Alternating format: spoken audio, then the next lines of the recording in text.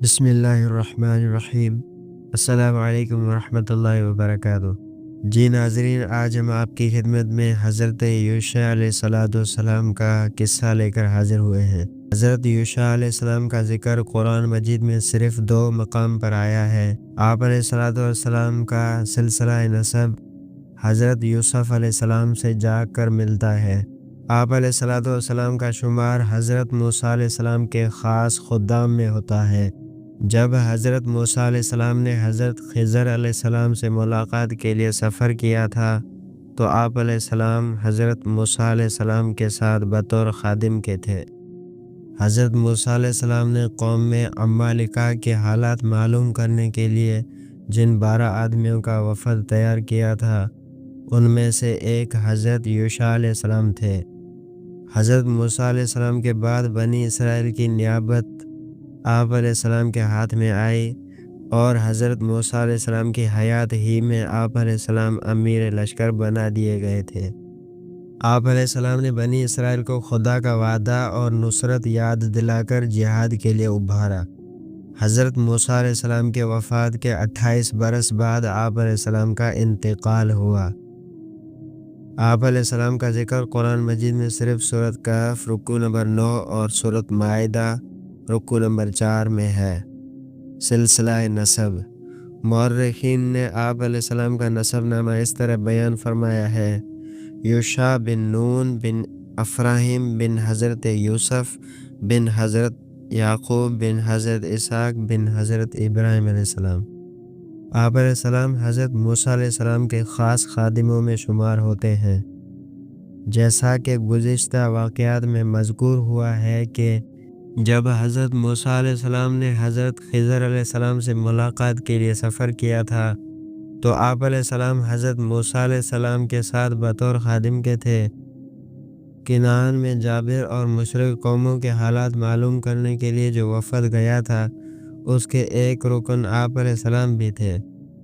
حضرت موسیٰ علیہ السلام نے جب بنی اسرائیل کو ان قوموں سے جنگ کرنے کی ترغیب دی اور انہوں نے انکار کیا تب یہ پہلے شخص تھے جنہوں نے بنی اسرائیل کو جرأت اور ہمت دلانے کی کوشش کی اور خدا کا وعدہ نصرت یاد دلا کر جہاد پر اکسایا اور کہا کہ اگر تم جنگ کے لیے تیار ہو جاؤ تو یقیناً فتح تمہاری ہوگی۔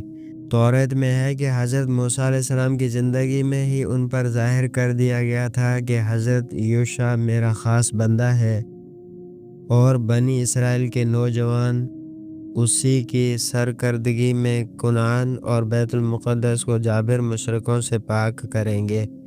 بنی اسرائیل پر میدان طیب میں 40 سال گزرنے کے بعد اللہ تعالیٰ نے حضرت یوشع علیہ السلام کو حکم دیا کہ تم بنی اسرائیل کے اس قافلے کو لے کر موجودہ سرزمین کی طرف بڑھو اور وہاں پر عمالقہ اور دوسری جابر قوموں سے جنگ کرو اور ان کو شکست دو، میری مدد تمہارے ساتھ ہے۔ سرزمین مقدس میں داخلہ۔ حضرت یوشع علیہ السلام نے بنی اسرائیل کو خدا کا پیغام سنایا اور وہ سب دشت سینا سے نکل کر ارض کنعان کے سب سے پہلے شہر اریحا کی طرف بڑھے اور دشمنوں کو للکارا تو دشمنوں نے بھی باہر نکل کر سخت مقابلہ کیا۔ آخرکار شکست کھا گئے اور بنی اسرائیل کو فتح نصیب ہوئی اور اسی طرح بنی اسرائیل لڑتے لڑتے ارض مقدس پر قابض ہو گئے۔ توریت میں ہے کہ جب بنی اسرائیل جنگ کے لیے تیار ہوئے تو خدا کے حکم سے تابوت سکینہ ان کے ساتھ تھا۔ اس میں عصائے حضرت موسیٰ علیہ السلام، پیراہن حضرت ہارون علیہ السلام اور من کا مرتبان بھی تھا اور ان کے علاوہ دوسرے تبرکات بھی تھے، کیونکہ ان کو اللہ تعالیٰ نے حکم دیا تھا کہ تم ان کو محفوظ کر لو تاکہ تمہاری آئندہ نسلیں بھی مشاہدہ کر لیں کہ کس طرح تم پر خدا کا انعام ہوا تھا۔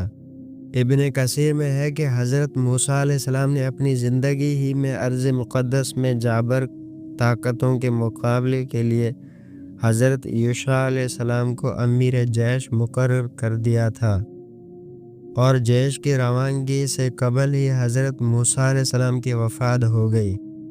اب اللہ تعالیٰ نے حضرت یوشع علیہ السلام کو نبوت سے بھی سرفراز فرما دیا، اور انہی کے ہاتھوں آخر کار ارض مقدس مشرق اور جابر قوتوں سے پاک ہوئی۔ حضرت یوشع علیہ السلام کا معجزہ۔ ابن کثیر میں ہے کہ جب آپ علیہ السلام نے بیت المقدس کا محاصرہ کیا تو وہ جمعے کا دن تھا، اور لڑتے لڑتے شام ہو گئی، اور جب عین فتح کا وقت آ پہنچا تو دشمنوں کے قدم اکھڑ گئے۔ اتنے میں سورج ڈوبنے لگا، اور سورج کے ڈوبنے کے بعد ہفتے کی تعظیم کی وجہ سے لڑائی نہیں ہو سکتی تھی۔ اسی لیے اللہ تعالیٰ کے پاک پیغمبر نے فرمایا کہ اے سورج، تو بھی خدا کا غلام ہے اور میں بھی خدا کا محکوم ہوں، اے اللہ اسے ذرا سی دیر روک لے۔ چنانچہ اللہ کے حکم سے سورج رک گیا، اور آپ نے دل جمعی کے ساتھ بیت المقدس فتح کر لیا۔ مال غنیمت میں خیانت۔ اور دوسری روایت میں ہے کہ اس قدر مال غنیمت ان کو حاصل ہوا کہ اس سے قبل انہوں نے اتنا مال کبھی نہیں دیکھا تھا۔ فرمان خدا کے مطابق اسے آگ میں جلانے کے لیے آگ کے پاس لے گئے اور اسے آگ میں ڈال دیا، لیکن آگ نے اسے نہ جلایا۔ اس پر اللہ کے نبی حضرت یوشع علیہ السلام نے فرمایا کہ تم میں سے کسی نے اس میں سے کچھ چرا لیا ہے۔ میرے پاس ہر قبیلے کا سردار آئے اور میرے ہاتھ پر بیعت کرے۔ چنانچہ اس طرح کیا گیا۔ ایک قبیلہ کے سردار کا ہاتھ آپ علیہ السلام کے ہاتھ سے چپک گیا۔ آپ علیہ السلام نے فرمایا کہ تیرے پاس وہ خیانت کی چیز ہے، جا اور اسے لے کر آ۔ اس نے ایک گائے کا سر جو سونے کا بنا ہوا تھا پیش کیا، جس کی آنکھیں یاقوت کی اور دانت موتیوں کے تھے۔ جب وہ سر سے بھی دوسرے مال کے ساتھ ڈالا گیا تو آگ نے سب کچھ جلا دیا۔ اللہ رب العزت کی نافرمانی۔ قرآن عزیز میں ہے کہ جب اللہ تعالیٰ نے بنی اسرائیل کو کامیاب کر دیا اور جب ان کا شہر میں داخل ہونے کا وقت آیا تو حکم ہوا کہ مغرور اور متکبر انسانوں کی طرح داخل نہ ہونا، بلکہ خدا کا شکر ادا کرنے والوں کی طرح بارگاہ الہی میں خشوع کے ساتھ جھکتے ہوئے اور توبہ و استغفار کرتے ہوئے داخل ہونا، تاکہ خدا کے شکر گزار بندوں اور مغرور و سرکش انسانوں کے درمیان امتیاز رہے۔ مگر فتح و نصرت کے بعد بنی اسرائیل کی سرشت غالب آئی اور خدا کے حکم کی خلاف ورزی کرتے ہوئے مغرور اور متکبر انسانوں کی طرح بستی میں داخل ہوئے، اتراتے ہوئے، سر کو بلند کرتے ہوئے اور اکڑتے ہوئے جا رہے تھے، نیاز مندی و استغفار کے بجائے سوکیانہ الفاظ کہتے ہوئے گویا اللہ تعالیٰ کے ارشاد کے ساتھ مزاح کرتے ہوئے داخل ہو رہے تھے۔ آخر غیرت حق کو جوش آیا اور جزائے اعمال کے قانون الہی نے عذاب کی صورت میں ان کو آن پکڑا۔ حضرت عبداللہ بن مسعود رضی اللہ عنہ سے منقول ہے، وہ فرماتے ہیں کہ بنی اسرائیل شہر میں داخل ہوتے وقت سر جھکاتے ہوئے چلنے کے بجائے اکڑتے ہوئے اور سر بلند کرتے ہوئے چل رہے تھے، یعنی جس طرح ایک مغرور انسان اکڑتے ہوئے مٹکتے ہوئے سرینوں کو حرکت دے کر عجیب انداز سے چلتا ہے، اسی طرح بنی اسرائیل بھی سرینوں کو ابھارے ان کے بل مٹکتے ہوئے داخل ہوئے۔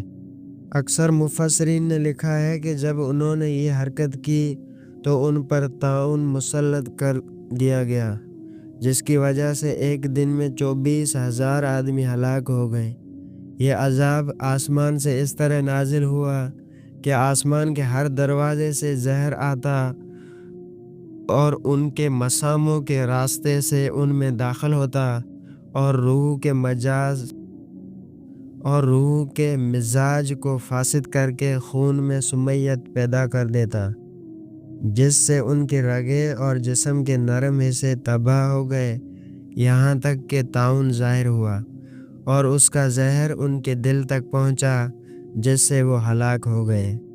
صحیح مسلم اور باقی حدیث کی کتابوں میں ہے کہ حضور خاتم النبیین صلی اللہ علیہ وسلم نے فرمایا کہ طاعون رجز ہے اور اس عذاب کا بقیہ ہے جو پہلے لوگوں کو دیا گیا۔ پس جب کسی شہر اور ملک میں پڑے اور تم اس میں ہو تو وہاں سے مت بھاگو، اور اگر سنو کہ کسی ملک یا شہر میں وبا پڑی ہوئی ہے تو اس میں داخل مت ہو۔ باب حطہ، یہ بیت المقدس کے دروازوں میں سے ایک دروازہ ہے جو مشہور و معروف ہے اور اب تک آباد اور زیارت گاہ ہے۔ جو کوئی گناہوں کے استغفار کے لیے اس مسجد میں آتا ہے اسی دروازے سے داخل ہوتا ہے۔ وہاں کے مجاوروں کی زبانی مشہور ہے کہ اس دروازے سے داخل ہونا گناہوں سے پاک ہونے کا سبب ہے۔ حالانکہ یہ دروازہ حضرت سلیمان علیہ السلام کے زمانے میں بیت المقدس کی تعمیر کے وقت تیار ہوا۔ حضرت موسیٰ علیہ السلام کے عہد میں نہ بیت المقدس تھا اور نہ یہ دروازہ۔ البتہ یہ ہو سکتا ہے کہ حضرت سلیمان علیہ السلام اور پچھلے انبیاء علیہ السلام نے وحی اور کشف کے ذریعہ سے اس دروازے کو اس گاؤں کے دروازے کے ساتھ تشبیہ دے کر باب حطہ کا لقب دیا ہو کہ خاصیت میں دونوں مناسب ہیں۔ حضرت یوشع علیہ السلام کی وفات۔ تفسیر حقانی میں ہے کہ جس زمانے میں حضرت یوشع علیہ السلام نے اریحہ پر حملہ کیا تھا اس زمانے میں دریائے یارون پر پل نہ تھا۔ پل نہ تھا۔ جس طرح حضرت موسیٰ علیہ السلام نے قلزم کو پار کیا تھا اسی طرح یہ دریا بھی بیچ سے خشک ہو گیا تھا، اور تمام بنی اسرائیل اتر کر شہر اریحہ یا یریحو پر حملہ آور ہوئے۔ رفتہ رفتہ وہ تمام ملک کو فتح کرتے گئے اور نابلس کے پاس حضرت یوسف علیہ السلام کے تابوت کو دفنایا۔ یہیں پر حضرت یوسف علیہ السلام کی خرید و فروخت بھی ہوئی تھی۔ حضرت یوشع علیہ السلام نے حضرت موسیٰ علیہ السلام کی وفات سے 28ویں برس انتقال فرمایا۔ انا للہ و انا الیہ راجعون۔ ربنا تقبل منا انک انت السمیع العلیم۔ اللہ تعالی ہمیں ان قصوں سے سبق